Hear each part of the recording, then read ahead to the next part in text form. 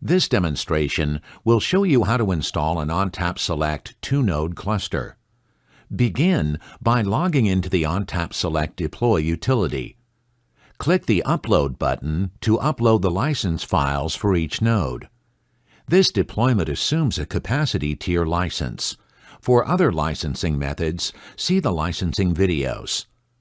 Once the license files have been uploaded, click the Next button to continue.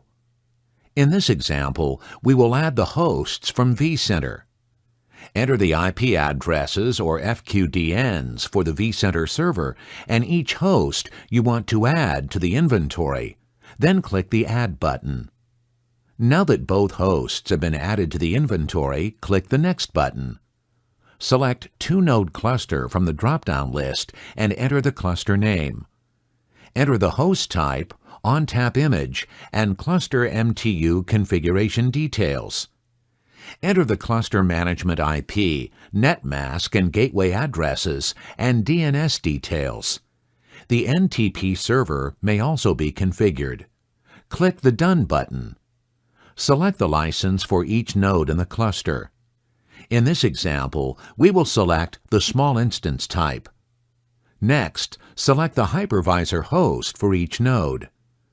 VLANs for the management, internal, and data networks have been pre-created. Notice the NetApp best practice regarding additional port groups for internal and data networks. Select the storage pools for each node and enter the capacity to be used. Click the Done button. Review the configuration details. Click the Next button if changes are not required. Next, you can run either quick or extended connectivity tests on the internal network. If all the connectivity tests pass, then click on the Next button to continue. Enter the cluster admin account password. Click the Create Cluster button to begin the operation.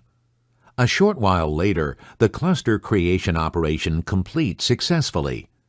You can launch System Manager to view the ONTAP Select cluster. Log in using the admin credentials. Both cluster nodes are up and healthy.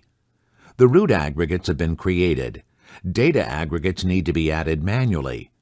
Network interfaces have also been created. In this example, we'll use PowerShell to log in to the cluster CLI.